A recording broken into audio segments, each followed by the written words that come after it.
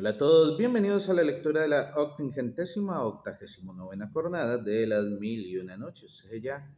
Sherezade dijo, la joven dijo a su padre, el vendedor de garbanzos, cuéntame la calamidad, oh padre mío, pues quizás así cese la opresión y se dilate tu pecho. Y le contó él la cosa desde el principio hasta el fin, sin olvidar un detalle, pero no hay ninguna utilidad en repetirla.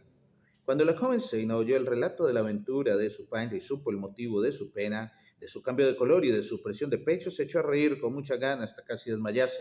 Luego se encaró con él y le dijo, pero no se trata más que de eso, padre mío, por Alá, no tengas inquietud ni preocupaciones y sigue en mi consejo y verás como al hijo del sultán, a ese cualquiera, le llega la vez de morderse los dedos y de reventar de despecho. Escucha.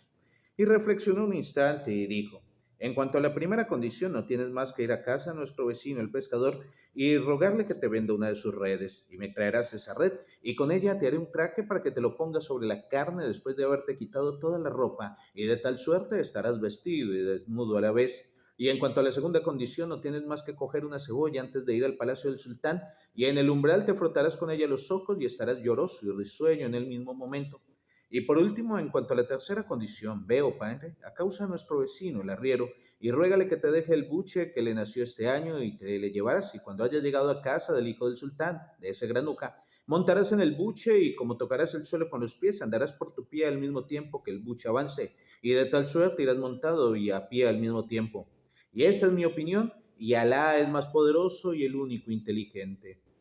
Cuando el vendedor de garbanzos, padre de la ingeniosa Zeina, hubo oído estas palabras de su hija, la besó entre ambos ojos y le dijo, oh hija de tu padre y de tu madre, oh Zeina, quien engendra hijas como tú no muere. Gloria a quien ha puesto tanta inteligencia detrás de tu frente y tanta sagacidad en tu espíritu. Y en aquella hora y en aquel instante el mundo se blanqueó ante su rostro, huyeron de su corazón las preocupaciones y se le dilató el pecho, y comió un bocado y bebió un jarro de agua y salió a hacer cuanto le había indicado su hija.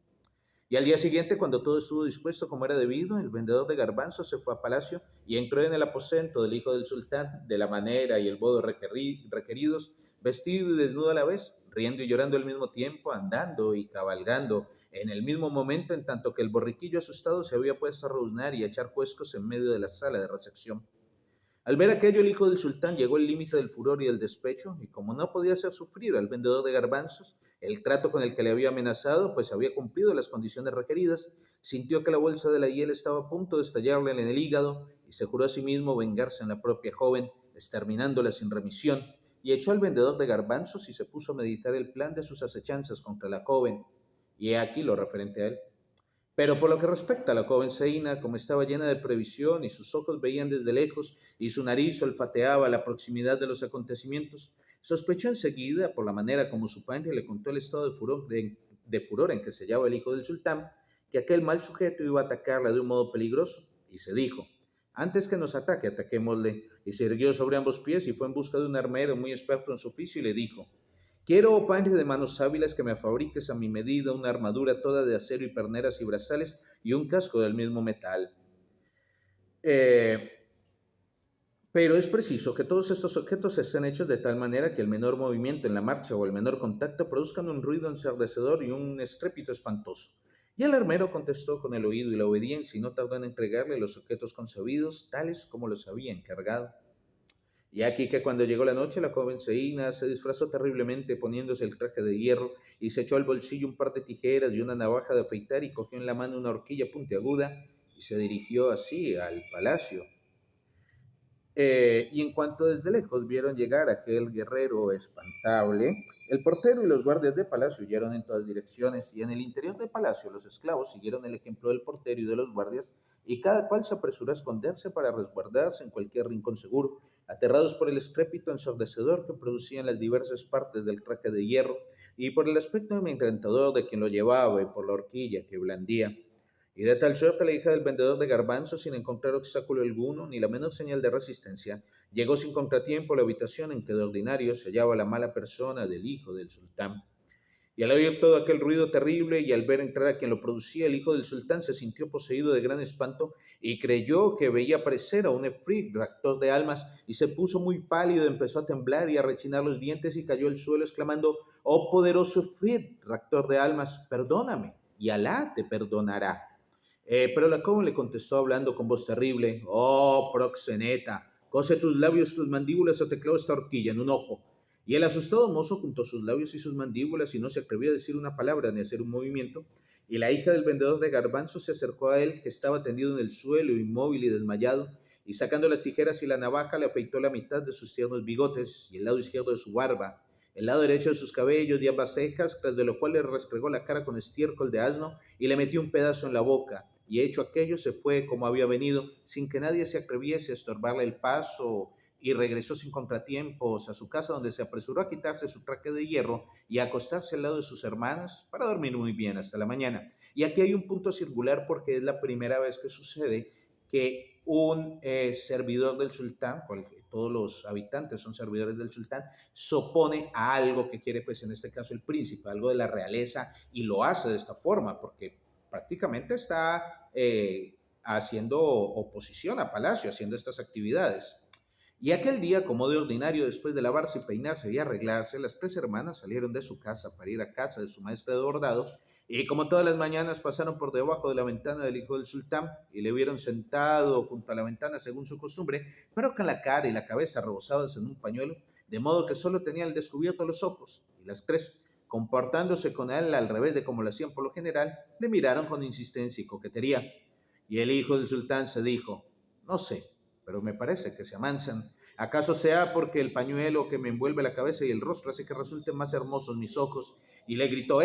las tres letras derechas del alfabeto, hijas de mi corazón, las alemas sobre vosotras tres. ¿Cómo van los garbanzos esta mañana? Y la más joven de las tres hermanas, la pequeña Seina, levantó la cabeza hacia él y contestó por sus hermanas: voilà, y las alemas sobre ti, oh rostro entrapajado. ¿Cómo tienes esta mañana el lado izquierdo de tu barba y de tus bigotes? ¿Y cómo tienes la mitad derecha del cráneo? ¿Y cómo están tus hermosas cejas? ¿Y has encontrado de tu gusto el estiércol de asno, oh querido mío? Ojalá haya sido de deliciosa digestión para tu corazón. Y así diciendo, echó a correr con sus hermanas, riendo a carcajadas y haciendo desde lejos al hijo del sultán muecas burlonas y provocativas. Eso fue todo. Y al oír y ver el hijo del sultán, comprendió sin quedarle lugar a duda que el efrit de la noche anterior no era otro que la hija del vendedor de garbanzos. Y en el límite de la rabia sintió que se subía a la nariz la hiel de su vejiga y juró que se apoderaría de la joven o moriría.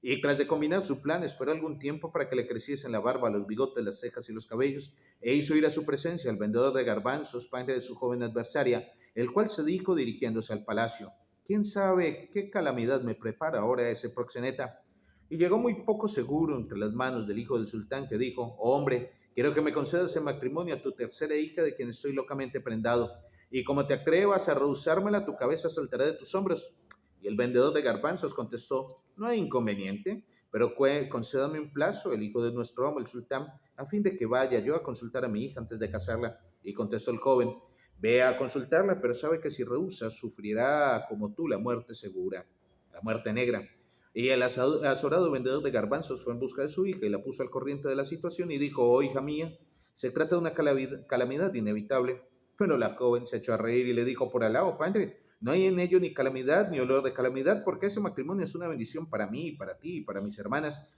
y doy, desde luego, mi consentimiento. Y el vendedor de garbanzos fue a llevar la respuesta de su hija, el hijo del sultán, que osciló de satisfacción y de contento, y dio orden de hacer sin tardanza los preparativos de la boda, que comenzaron al punto, y aquí lo referente a él. Pero en cuanto a lo joven, fue en busca de un confitero experto en el arte de confeccionar muñecas de azúcar, y le dijo: deseo de ti que me hagas una muñeca toda de azúcar, que sea de mi estatura y tenga mis facciones y mi color, con cabellos de azúcar hilado y hermosos ojos negros y boca pequeña y nariz bonita, y largas cejas rectas y con todo lo necesario en las demás partes. Y el confitero, que poseía unos dedos muy hábiles, le confeccionó una muñeca que tenía las facciones de ella y un parecido exacto, también hecha, que no le faltaba más que hablar para ser una hija de Adán. Y aquí que cuando llegó la noche nupcial de la penetración, la joven, ayudada por sus hermanas, que eran sus damas de honor, puso su propia camisa en el cuerpo de la muñeca y la acostó en el lecho en lugar suyo, y corrió sobre ella el mosquitero y dio las instrucciones necesarias a sus hermanas y fue a esconderse en la habitación detrás del lecho. Y cuando llegó el momento de la penetración, ambas jóvenes hermanas de Seína guiaron al esposo y lo introdujeron en la cámara nupcial, y tras de formular los deseos de rigor y hacerle recomendaciones referente a su hermana pequeña, diciéndole: es delicada y te la confiamos, es amable y dulce y no tendrás queja de ella, se despidieron de él y le dejaron solo en la habitación. Y el hijo del sultán, acordándose entonces de todas las vejaciones que le había hecho sufrir la hija del vendedor de garbanzos, y de todas sus humillaciones y de todos los desdenes con que le había abrumado, se acercó a la joven que creía acostada bajo el mosquitero y que le esperaba sin salir de su inmovilidad, y de pronto desenvainó su enorme sable y con todas sus fuerzas le asestó un golpe que hizo rodar por todos lados la cabeza de añicos, y uno de los trozos le entró en la boca que tenía la abierta para proferir injurias dirigidas a su víctima, y sintió el sabor del azúcar, y se asombró prodigiosamente y exclamó: por vida mía, he aquí que después de haberme hecho comer en vida el amargo estiércol de los asnos, me hace gustar después de su muerte la dulzura exquisita de su carne. Y persuadido de que acababa de cercenar la cabeza tan deliciosa criatura, dio rienda suelta a su desesperación y quiso abrirse el vientre con el sabre que le había servido para destrozar la muñeca. Pero de repente la verdadera joven salió de su escondite y le sujetó el brazo por detrás y le besó diciéndole: perdónanos, y Alá nos perdonará. Y el hijo del sultán olvidó todas sus tribulaciones al ver la sonrisa de la exquisita adolescente a quien había deseado tanto, y la perdonó, y la amó. Y vivieron prósperamente dejando numerosa posteridad, y como Sherezada no se sentía fatigada aquella noche, contó aún al rey Shariar la historia siguiente, que es la de El Desligador. Se cuenta que en la ciudad de Damasco, en el país de Sham, había en su tiempo un joven mercader que era cual la luna en la 14ª noche, tan hermoso y atrayente que ni uno solo de los compradores del zoco se resistía a su maravillosa belleza, porque era en verdad una alegría para los ojos que le miraban y una condenación para el alma del espectador, y de él es quien ha dicho el poeta: mi Señor es el Rey de la belleza y en su cuerpo, obra de su creador, no hay ni un rincón despreciable, pues todo es igualmente perfecto. Son sus formas tan delicadas como duro es su corazón, sus rasgados ojos declaran la guerra a los indiferentes y producen incendio en los corazones más fríos. Sus cabellos son enroscados y negros como escorpiones, su talle flexible como la rama del árbol ban y fino como el tallo de bambú, y su grupa que es notable tiembla cuando se balancea como la leche cuajada en la escudilla del beduino. Un día entre los días, el joven, como de ordinario, estaba sentado delante de su tienda con sus grandes ojos negros y la seducción en su rostro, cuando entró una dama para hacer compras y la recibió él con dignidad y trabaron conversación acerca de la venta y la compra, pero al cabo de un momento, absolutamente subyugada por sus encantos, le dijo la dama: oh rostro de luna, quisiera volver a verte mañana y quedarías contento de mí. Y le dejó tras de comprar algo que pagó sin regatear y se fue por su camino. Y como le había prometido, volvió a la tienda al día siguiente a la misma hora, pero llevaba de la mano a una adolescente mucho más joven que ella y más bonita, y más atractiva y más deseable, y el joven mercader al ver a la recién llegada no se ocupó ya más que de ella, y no reparó en la primera más que si no la viese, y ésta acabó por decirle al oído: oh rostro bendito, por Alá que no has escogido mal, y si quieres serviré de intermediaria entre tú y esta adolescente que es mi propia hija. Y dijo el joven: en tu mano está la bendición, oh dama selecta. Ciertamente, por el profeta, con él la plegaria y la paz, es extremado mi deseo de esta adolescente, hija tuya, pero ay, el deseo no es realidad y a juzgar por las apariencias tu hija es demasiado rica para mí. Pero ella protestó diciendo: oh hijo mío, por el profeta, no te preocupes de eso, porque te hacemos gracia de la dote que el esposo debe inscribir a nombre de la esposa, y tomamos a nuestro cargo todos los gastos de la boda y demás dispendios.